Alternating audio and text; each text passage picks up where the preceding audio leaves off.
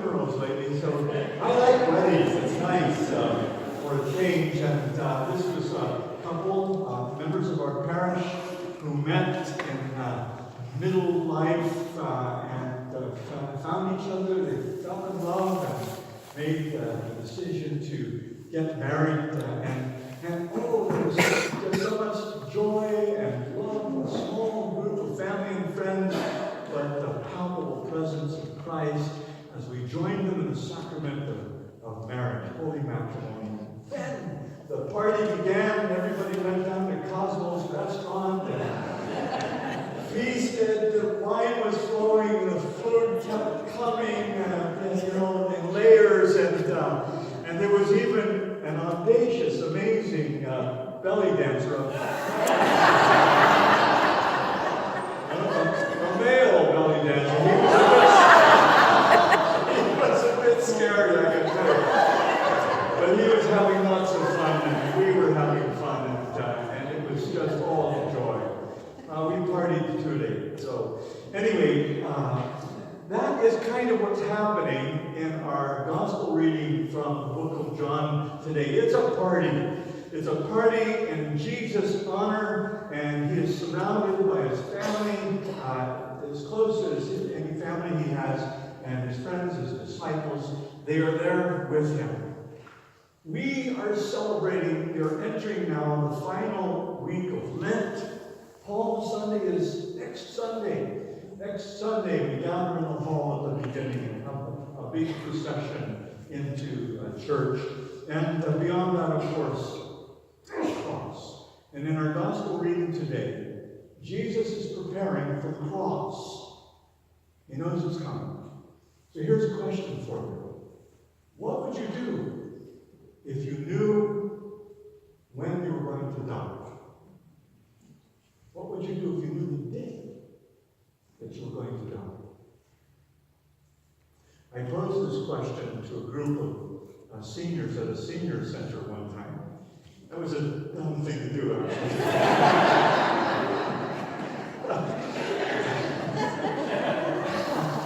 In fact, I narrowed it down. I said, what if you knew you were going to die tomorrow? And one of the men there said, well, if he knew he was going to die tomorrow, he would have the newspaper delivery stopped. I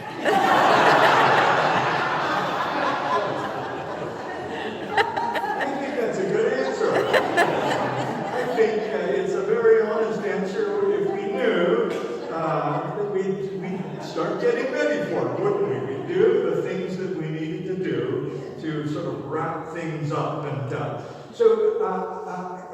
fortunately for most of us, however, we do not know the day or the hour of our death. I'm glad. I don't want to know. But in our passage this morning, Jesus is in the unique position of having that information. He knows when he's going to die. His Father in heaven has revealed that information to him, and Jesus is getting ready for it. And he's been trying to prepare his disciples for quite some time about this eventuality. And you might think, given all the times he's told them about it, that this would be the other way around, that the disciples would be doing their best to help Jesus get ready, to support him in the face of this awful future that is now looming over him. They didn't get it. They still did not believe it would happen. Oddly enough, the only one around Jesus who seems to see what is coming is a woman in our gospel reading who gives a wonderful gift to Jesus that will prepare him for his burial. Even as this story is taking place, realize that there's a plot unfolding to kill Jesus. The Sanhedrin have already made the decision that they want to murder him. And it came about because of one of the men sitting here at the table with Jesus. Lazarus had been raised up by Jesus after 4 days in death's grip. He is alive again and is seated with the Lord in this story. And people were galvanized by this miracle. Many had followed him to Bethany, and they are there in the background watching the events unfold, and they are curious, but there are also enemies watching around him, the Pharisees and the Sadducees who are committed to murder. But the closest to Jesus and surrounding him in the story are the people that he loves. His dinner is in his honor, and so his disciples are there. And there is this lovely family, a brother and two sisters, Lazarus, Martha, and Mary. And they are each of them in perfect character in this story.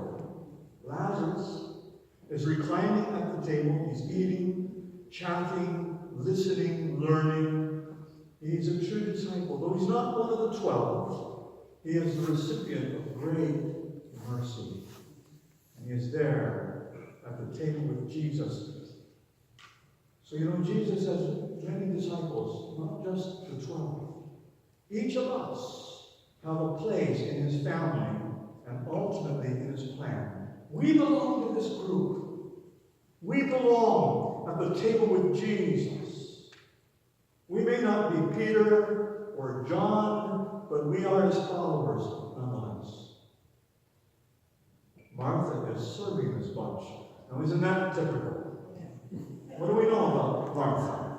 Well, we kind of meet Martha in Luke, the book of Luke, chapter 10, where she was again bustling about the kitchen and dining area, serving Jesus and his disciples. Martha, the busy one, busy to distraction on that occasion with all the responsibilities in the house and home weighing upon her. And she was feeling overwhelmed by it all and resentful toward her sister Mary, who was just not helping.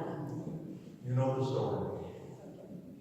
And here is Martha once again, serving and caring for the physical needs of Jesus and his disciples. And so she's in perfect character. She is doing what God has given her to do. She is expressing her love for the Lord in the best way she knows how. This is her gift from God, and she is offering it to Jesus in this story. And what is Mary doing in this story? Mary, the lover. Mary, enthralled, enraptured by the mere presence of Jesus. She approaches him to offer him a precious gift, and she is holding an alabaster jar. Molly and I visited a shop in Egypt, Cairo, in 2006, and this guy carved and shaped alabaster vessels. It is a soft and porous, semi-precious stone, and it is the perfect stone for carving beautiful vessels, for it lets the light pass through, and you can see the veins in the stone, the flowing veins of color and grain and pattern. Some cathedrals have cut it so thin as to use it as windows in the churches. This alabaster jar contained a treasure. It contained fine and rare, pure perfume called nard. Now, nard comes from the spikenard flower, and it is grown only in the Himalayan mountains. It's very difficult to get, very rare. The perfume was intensely aromatic and sought after as a precious commodity throughout Egypt, the Near East, and all the way as far away as Rome. We are informed in this passage that the oil in that jar was worth the equivalent of a year's wage. Think about that for a moment.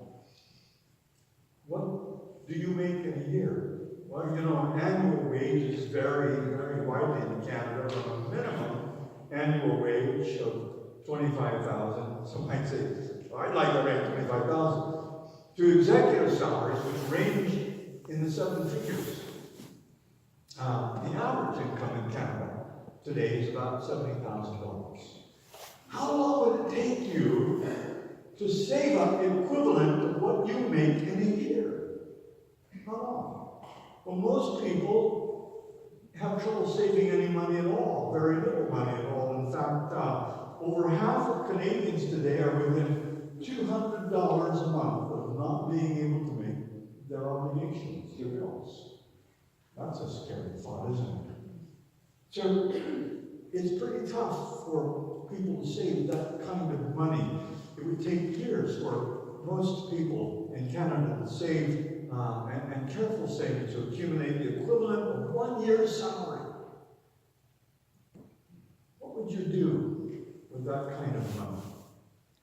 If you had a year's wages free and clear in your hands, what would you do? Where would you put it? Back in the bank for, later, future?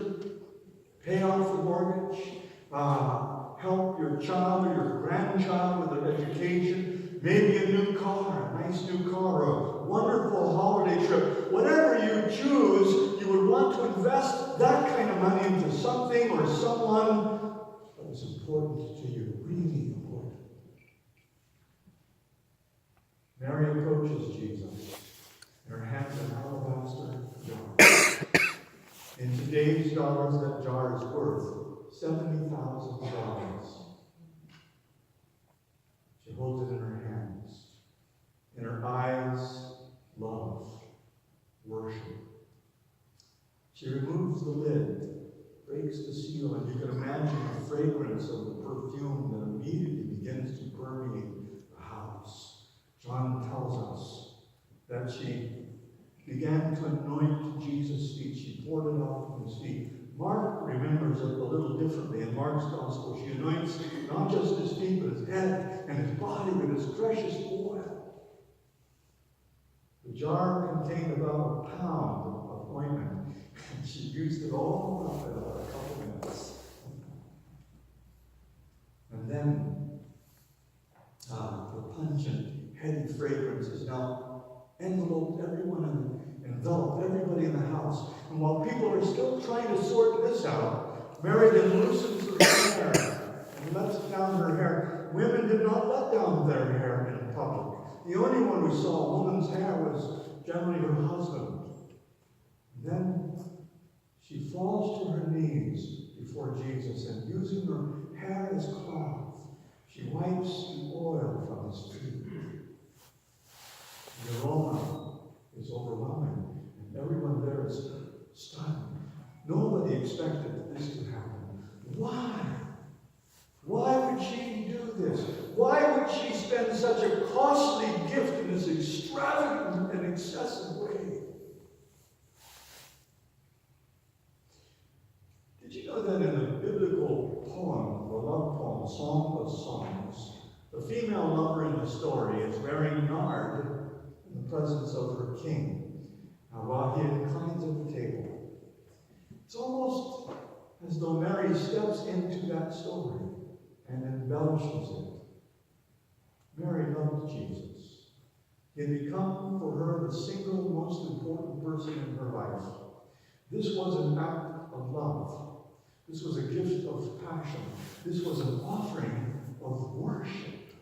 It was worship because Mary knew, without a doubt, she knew that Jesus was sent from God. How do I know that? Because not very long before this moment, Mary stood with Jesus, weeping together with him outside her brother's tomb, and against all hope, against all reason, against every natural law, Jesus brought Lazarus forth from the grave. And her brother is alive at that table. And so Mary worshipped him. But there's something else going on. I want you to think for a moment of how important this gift is to Jesus. Jesus, according to Mark, was anointed all over so that even his garments were covered with a strong, sweet scent of nard. It was in his hair. It is likely that Jesus kept this scent on his body throughout the coming week. When he was suffering the agony of crucifixion, Mary's gift remained. It was the last truly beautiful fragrance he smelled as he went to the cross. Mary's gift is preparing Jesus for his death and his burial. In every crowd there's a critic. Judas can't see the beauty of what's happening here. Everyone around the table is looking at Jesus. They're there to honor him, to give him gifts in their own way, but not Judas. His eyes are blinded by his own lusts and greed. Said he wanted the money for the poor, but the commentator knew the truth. And Luke's gospel, it is right about this moment in time when Judas made his way to the high priest's, where he agreed to betray Jesus for 30 pieces of silver. I think it may have been this event that triggered the final resolve in Judas's twisted mind. What can we learn from this passage? Number one, come to the table with Jesus. Are you at the table? Are you a part of the family? Where is your attention right now? These people are there at the table. They are there because they love him. They are there because they want to learn from him. They want to be with him. Don't be too busy or distracted that you would miss this moment. Come to the table with Jesus. 2, offer your gifts to Jesus. Be who you are. Whatever you have, whatever God gives you, offer it. And Jesus said, whatever you've done to one of the least of these brothers of mine, you've done to me. Offer your gift to Jesus. And 3, don't listen to the naysayers around you. Who or what is trying to distract you from your life with Christ and your ministry to him? Don't listen to it. And 4, what a little extravagance. Why not? When was the last time you offered Jesus an extravagant gift of your life? Somebody said, love is not love if it neatly calculates the cost. And so Paul wrote to the Philippians, I consider everything a loss compared to the surpassing greatness of knowing Christ Jesus my Lord, for whose sake I have lost all things. Love gives and gives and gives, and the only regret is there's not still more to give. Remember that Jesus' love for you is extravagant. His gift of salvation to you is extravagant. A salvation that was purchased by his own blood. He laid down his life for you upon the cross. That is extravagant love. Yeah. For sure. A few weeks before my father passed away, he knew he was dying. He died on a Friday in mid-May, so not too far from this date, but 6 years ago. And my dad knew that he was dying. In fact, he made the choice to not try and extend his life by extraordinary medical intervention, but to die naturally with dignity. And it was a beautiful death. If death can be beautiful, and I believe it can. He was surrounded by the love and tender care of his family, the prayer of many Christians. And my dad was given a wonderful gift. The gift of a little time. He knew he was dying. But he had a little bit of time, a few precious weeks. He used that time well. He used it to bless people. As he was moved from floor to floor in his circumstances and care level changed, they fell in love with him in each place they put him, because he reached out to be a blessing. When people prayed for him, he would pray for them, as sick as he was, and in and out of consciousness. As his grandchildren and children, as we came to visit, he made sure that the relationships were where they needed to be, that there was no barrier, no bitterness or regret, only love. And then he prayed for us. He prayed blessing over his children and grandchildren like Abraham, asking God to pour out his blessing upon our lives. fourth relationship he took care of was his relationship with God. I had the privilege, a sobering privilege, as his eldest son and priest, to lead him in confession one night in the hospital. He used our Anglican prayer book. He's not an Anglican, but he used that beautiful confession in there. And when we had finished, Dad took off on his own in prayer, pouring out his heart and his soul to the God in whom he had placed his trust, making sure there was no barrier left between he and his Lord, so that when the time came, he was ready.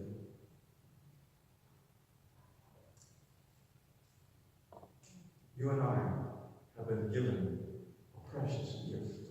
It is the gift of time.